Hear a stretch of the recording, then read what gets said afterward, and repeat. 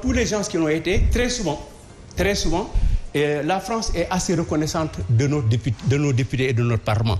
Récemment, Gueye Dione, dans ces cadres-là, je pense, a été élevé à une médaille de la France, ici à Dakar. Moi, j'ai été président du groupe d'amitié. Le groupe d'amitié France-Sénégal a ici financé une partie des anciens combattants, a acheté des Land Rover, a financé l'hôpital principal dans ces relations-là. Mais quand maintenant c'est l'un des membres du groupe, la personne la plus habilitée, la plus considérée dans ce groupe, rentre dans un circuit de falsification, pas de falsification, mais de fabrication hors procédure des passeports diplomatiques, c'est que c'est extrêmement grave. Effectivement. Et il est encore plus grave parce qu'on se tait. Il est encore plus grave parce que l'État, et principalement le président de la République, ne veut pas réagir. Alors justement, c'est peut-être pour ça, parce qu'on parle de lenteur de procédure, c'est peut-être ça qui a poussé le M2D à parler aujourd'hui de justice à double vitesse. Oui, je pense que le M2D ne dit que l'évidence. Ça, je pense que tout citoyen honnête doit, disons, arriver à la conclusion comme quoi il y a 2 poids, 2 mesures dans ce pays depuis que le président de la République, Macky Sall, s'est installé. Voilà, c'est ça la vérité.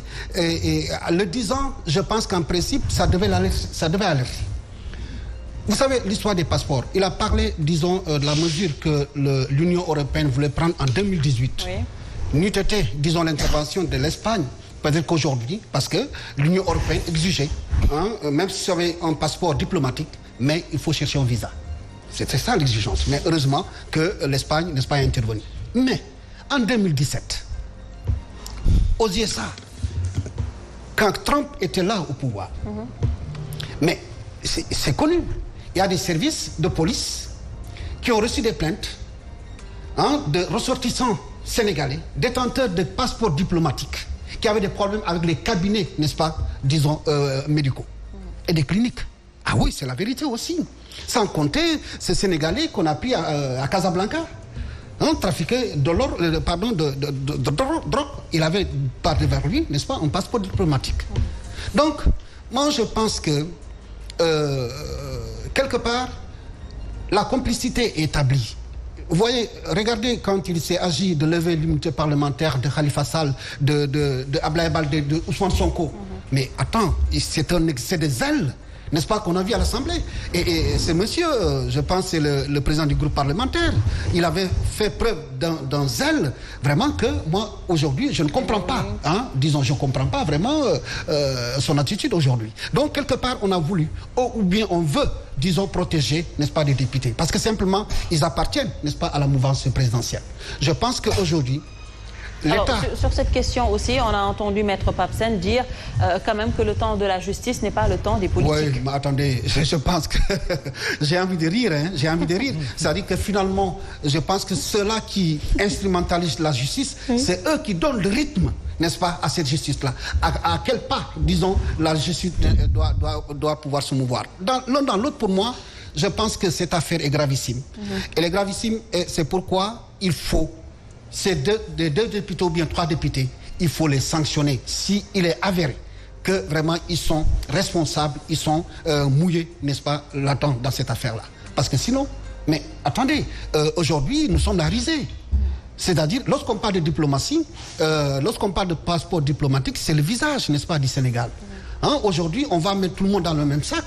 Donc, et ça, c'est pas bien. C'est-à-dire que des gens qui n'ont pas droit à ce titre l'ont, et malheureusement, ils ne connaissent pas la portée vraiment de ce titre, le passeport diplomatique. Ils n'en connaissent pas, malheureusement. Et je pense qu'il est temps vraiment qu'on revienne à l'orthodoxie, parce que, carrément, ce passeport diplomatique, il n'y a que les diplomates et leurs familles qui ont droit à cela.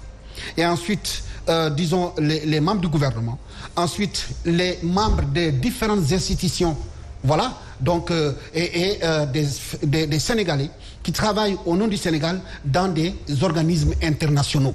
Voilà ceux qui ont droit à cela. Maintenant, de façon dérogataire, le président peut signer un passeport diplomatique, par exemple, pour le Khalife général. Parce que quelque part, ces khalifes généraux, représentent quelque chose pour le pays. Oui, mais c'est qu'il y a problème si on paye sa dette, président l'a dit tout à l'heure, par un passeport diplomatique. Oui, c'est pourquoi je parle de... Là également, on se demande où sont nos autorités. Oui, c'est pourquoi je parle de déliquescence, n'est-ce pas, de nos valeurs. C'est-à-dire, quand on en arrive là, on peut mesurer un peu aujourd'hui, disons, comment la société est en train de reculer. Et malheureusement, moi, c'est là où j'attendais, c'est peut-être juste pour taquiner, disons, le président, c'est là où j'attendais, plus ou moins, disons, le président, Abdoulaye Wade, travailler sur l'homo sénégalensis, les valeurs. Même si lui ne l'a pas fait, mais moi j'attendais plus, parce que c'était ça la principale revendication, n'est-ce pas, de Macky Sall. Travailler sur l'homo sénégalensis, travailler sur les valeurs, parce que, quelle que soit la richesse qu'on peut avoir, si on ne parvient pas vraiment à construire, n'est-ce pas, en homo sénégalensis, on n'y arrivera pas. On ne peut pas se développer sans ces valeurs-là.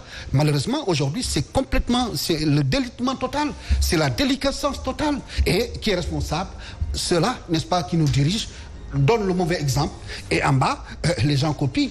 Voilà, c'est pas pour rien qu'aujourd'hui, les gens trichent, les élèves trichent dans les classes. Ils pensent que, voilà, c'est une solidarité. Non, ils parlent même de solidarité. Hein. Donc, voilà. Donc, on peut comprendre à quel point aujourd'hui... Il y a eu aussi, Abdoulaye. Plus grave, Bakary, parce qu'en réalité, il y a le cas du député Bougazelli, quoi qu'on puisse dire, en tout cas, qui a été pris en flagrant délit. Aujourd'hui, plus que jamais, on insiste en disant pourquoi ces députés cités dans cette affaire ne font pas comme Bougazelli en démissionnant. Mais je rappelle que Bougazelli, encore une fois, n'a pas démissionné de bon gré. Il a été forcé à démissionner. Mais encore plus grave, il y a certains spécialistes du droit qui disent qu'on est dans le flagrant délit. On n'a même pas besoin de retirer l'immunité parlementaire de ces... Et d'ailleurs, juste pour terminer, dans le communiqué signé par la direction de la communication, n'est-ce pas, de l'Assemblée nationale, ça m'a fait rigoler. Il y a un passage où on dit, où le président de l'Assemblée dit, si le ministère de la Justice, disons, donne l'aval, ces députés peuvent même être entendus sans même qu'on lève leur immunité parlementaire. Là, j'ai dit, bon, quelque part, on est en train de refiler la patate chaude, disons, au ministère des Affaires, de la Justice, oui. Et puis, je dis, où sont qu'il le fait ici, moi.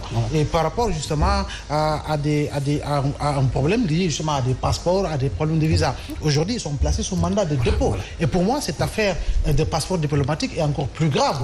Parce qu'au-delà de qu'on ait aujourd'hui l'image diplomatique du Sénégal, c'est la diplomatie dans son entièreté qui a été balafrée. Si aujourd'hui, Mme Le Pen se permet de parler de bandits à col blanc, c'est bien cela, président, de grands bandits à col blanc. Si un chroniqueur du nom de Fourneau se permet également de tenir des propos désobligeants à l'endroit du président de la République,